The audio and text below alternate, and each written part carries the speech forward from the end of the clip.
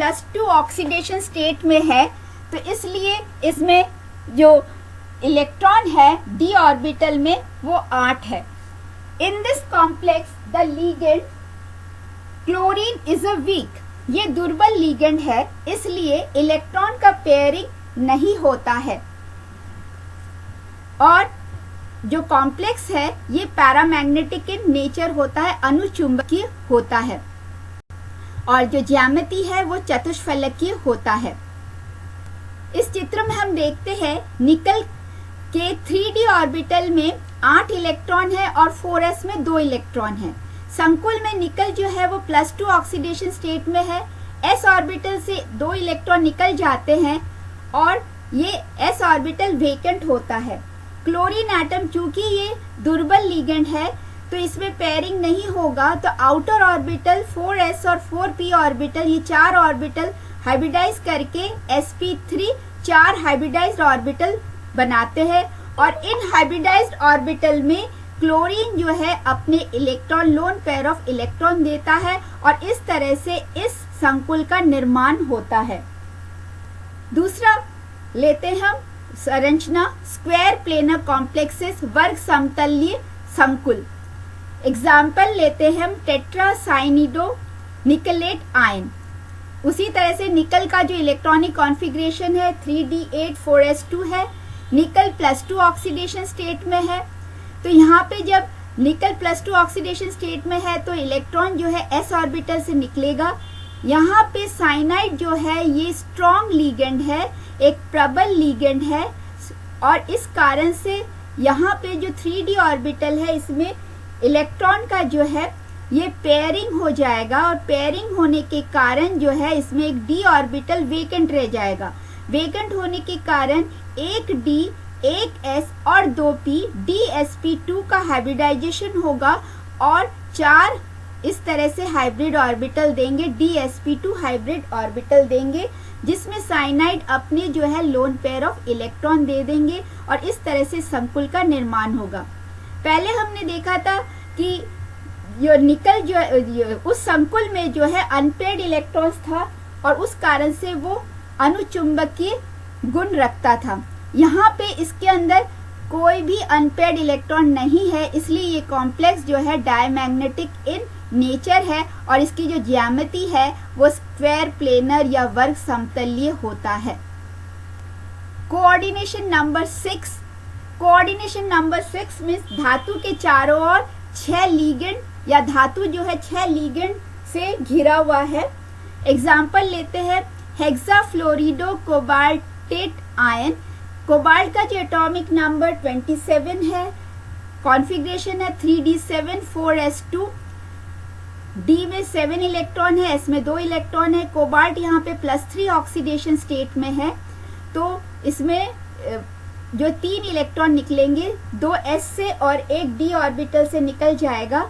परंतु यहाँ पे फ्लोरीन जो है ये वीक लिगेंड है और वीक लिगेंड होने के कारण पेयरिंग नहीं होगा। आउटर ऑर्बिटल जो है इनका हाइब्रिडाइजेशन होगा, तो आउटर 4s 4p और 4d के जो 2 वेकेंट ऑर्बिटल है, इस सारे वेकेंट ऑर्बिटल के बीच में हाइब्रिडाइजेशन होगा। sp3d2 हाइब्रिडाइजेशन के 6 हाइब्रिड ऑर्बिटल्स में फ्लोरीन जो है या फ्लोराइड जो है अपने लोन पेयर ऑफ इलेक्ट्रॉन दे देंगे और इस तरह से ये संकुल का निर्माण होगा। यहाँ पे हम देखते हैं 4 जो है ये अनपेयर्ड इलेक्ट्रॉन है, जिसके कारण जो है ये संकुल या ये कॉम्प्लेक्स पैरामैग्नेटिक इन नेचर होता है और इसका जो कॉम्प्लेक्स है ये ऑक्टाहेड्रल, इसकी ज्योमेट्री जो है ऑक्टाहेड्रल ज्योमेट्री है या अष्टफलकीय ज्यामिति है।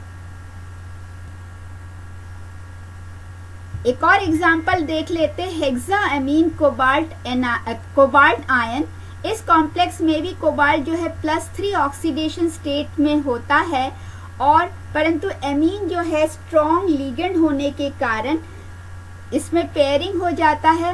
पेयरिंग होने के कारण जो है कोई भी अनपेयर्ड इलेक्ट्रॉन नहीं रहता है और इस कारण से कॉम्प्लेक्स जो है ये डायमैग्नेटिक इन नेचर होता है और यहाँ पे जो है D2 इनर D2 S और P3 इनके बीच में हाइब्रिडाइजेशन होता है, D2sp3 हाइब्रिडाइजेशन होता है और 6 हाइब्रिड ऑर्बिटल्स में एमीन जो है अपने लोन पेयर ऑफ इलेक्ट्रॉन देता है और इस कारण से इस तरह से ये संकुल बनता है और जिसकी ज्योमेट्री जो है ऑक्टाहेड्रल और या अष्टफलकीय होता है।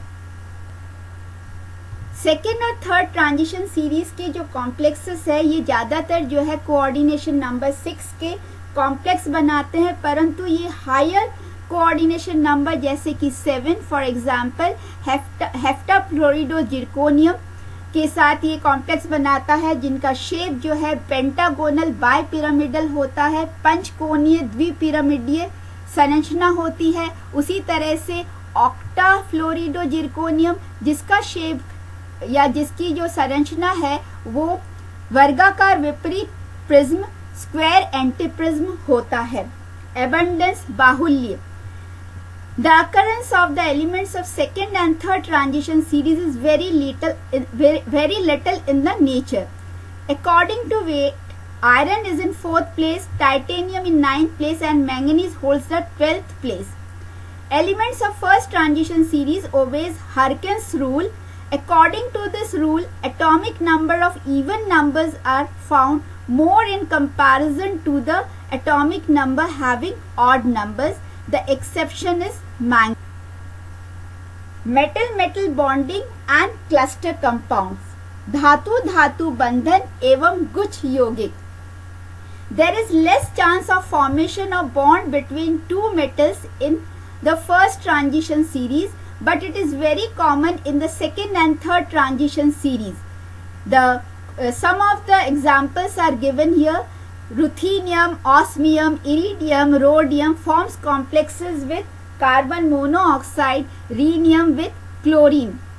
Some elements like niobium, molybdenum, tantalum, tungsten, rhenium with low halides forms compounds which remain as clusters in which there is metal-metal bonding between 3 or 6 metals. These compounds are called cluster compounds. Niobium, molybdenum, tantalum, tungsten, rhenium तत्व के हेलाइडों में 3 या 6 धातु परमाणु परस्पर metal बंधन द्वारा जुड़कर एक गुच्छा सा बना देते हैं, अतः इन्हें गुच्छ यौगिक या क्लस्टर कंपाउंड्स कहते हैं। फॉर एग्जाम्पल ये कुछ यौगिकों के एग्जाम्पल दिया गया है और एक्सरे क्रिस्टलोग्राफी से ट्राइरीनियम नोनाक्लोराइड का जब हम संरचना देखते हैं तो इस संरचना के अनुसार रीनियम जो एटम है, रीनियम एटम जो है it lies in a triangle, एक ट्राइंगल में रहता है और 3 chlorine atom lies in between या in the middle of these 3 rhenium atoms in the form of a bridge और इस तरह से ये क्लस्टर कंपाउंड्स बनाता है, गुच्छ यौगिक बनाता है।